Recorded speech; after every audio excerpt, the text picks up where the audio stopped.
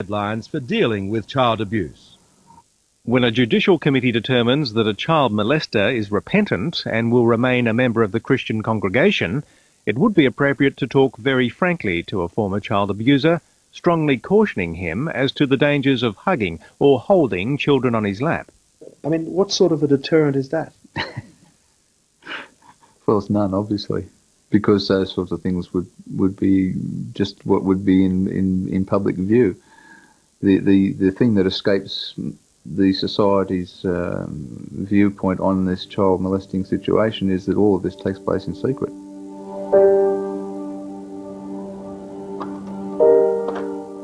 So secret is child abuse that Simon Thomas thought he was alone in being abused by Robert Souter, until he found out about his younger brother, and then later about another brother as well. Did you have any sense of guilt that you might have been able to save your two brothers? I did, from then on, and I still have that feeling. And it's part of the reason why I'm doing what I'm doing today. Because if I'd said something back then, I could have saved, I could have helped, maybe in some way, dozens of others. But maybe not, for in the most extraordinary dictate of all, the Jehovah's Witnesses rule book insists on this. There must be 2 or 3 eyewitnesses, not just persons repeating what they have heard. No action can be taken if there is only one witness. Blind Freddie knows that a child abuser doesn't sit around waiting for 2 or 3 witnesses before doing anything. That's correct. How is it that this escapes the elders of the church?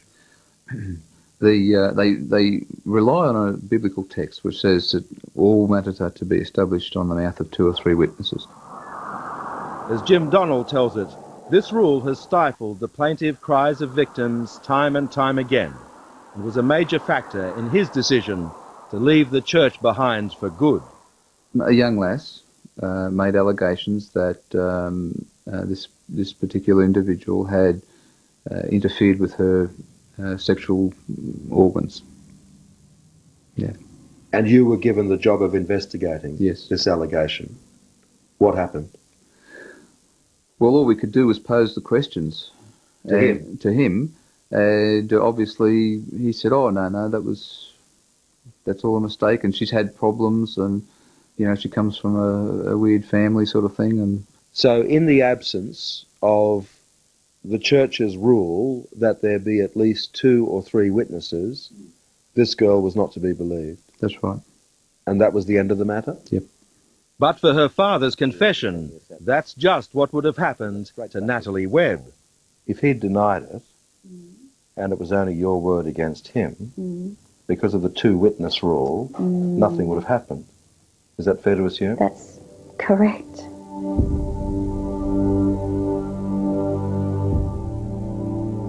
This one's called The Wrestle. It's actually wrestling with a decision on whether I should actually go to the police. For Simon Thomas, years went by as he and his family nursed their trauma. Black years, chronicled in his paintings. This one there, that's called Life at 15. Then, 6 years ago, Simon approached the church elders again. And I said to the elders there that I was really struggling with what happened to me, and that I needed some help. I wasn't coping. What did they say to you? They said to me back then, they said, and these are the exact words, they said, obviously, for this problem to be bothering you for so long, you're not praying enough. You're kidding. And that's exactly what was said to me, so I shut up again for another year or 2. And then? And then I decided that I was going to go to the police. Robert Souter was sent to jail for a minimum of 3 years by Judge John Goldring, who had this to say about the Watchtower Bible and Tract Society. The church authorities took it upon themselves to act as if they were the civil authorities, which they had no right to do. This matter was not reported to the police, as it should have been, and I'm surprised that the police have not taken any action against the church authorities. I hope they will do so. The state has the responsibility of protecting young people. and all citizens have a serious moral responsibility to assist it in doing so. I cannot criticise the Church sufficiently seriously for not having reported this matter. Do you feel any moral responsibility for the fact that he continued to abuse other children? I think you have a moral responsibility to respect my wishes and follow the procedure I've given you, and that is to contact the Watchtower Society of Australia. Don't harass me. Every child in this photograph with Simon Thomas was abused by Robert Souter. As we now know, the total number Souter molested could be as high as 40. I think all of them could have been saved. But I could have been saved myself, because I found out that one of the sisters in the congregation had spoken to an elder and said that she'd seen Robert Souter doing something to her son. And this was before Robert Souter abused me. Remember, our hearts and minds are dedicated to Jehovah, and we must be holy, because he is holy.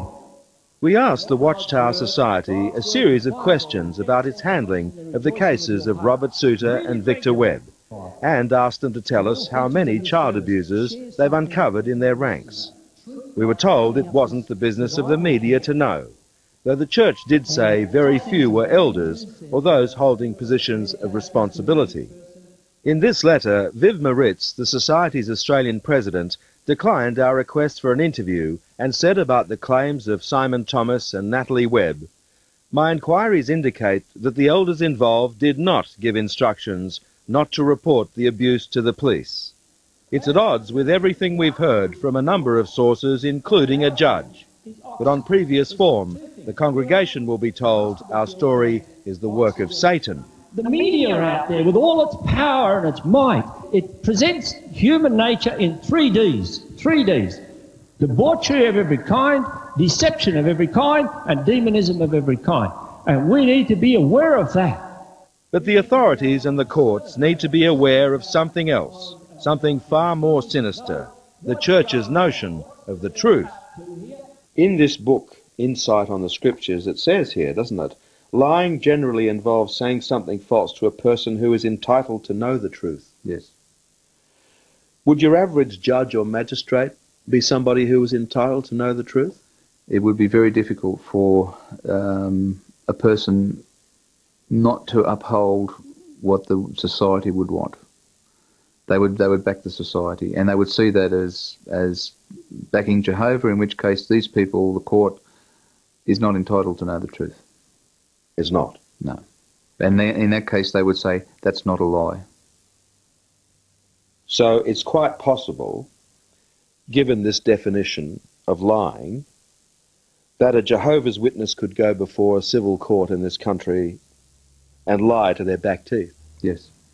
And this from the man who was once the Society's own lawyer. That has always been, as long as I remember, has been Watchtower doctrine, that only those who are entitled to know the truth deserve the truth. Right, but if they determine that a particular judge or a particular court is not entitled to know the truth, they won't tell the truth. Correct. Do you recall telling her that she shouldn't go to the police?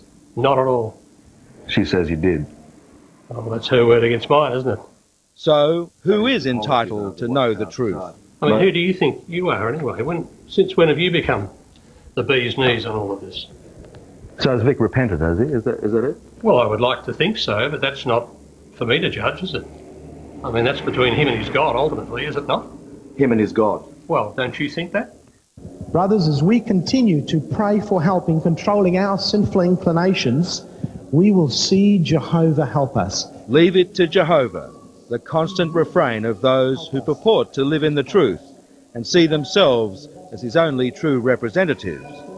Their victims want them brought to account in the world, an official investigation into the Watchtower Bible and Tract Society. Needs reform forced on it. And waiting for Jehovah just doesn't work. I think it needs to have the lid taken off. Yeah.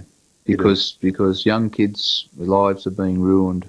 So it's time that governments crack down on this organisation. Oh, definitely. I'd hate to think how many children are being abused now. Even as we speak. As we speak. I find it hard, even though there are beautiful people within the Jehovah's Witnesses, a lot are still my friends. I find it extremely difficult to have a bond and to be a part of a brotherhood with them now. The organisation, the organisational procedures need to change, because kids cannot suffer like that anymore. It's wrong.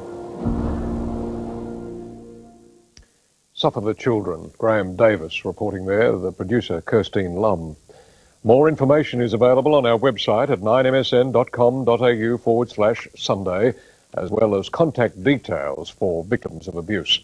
And we're continuing to investigate this story, so if you have any information that could help, you can call our hotline on 02 9965 2483, or you can email us on line2sunday@9.com.au.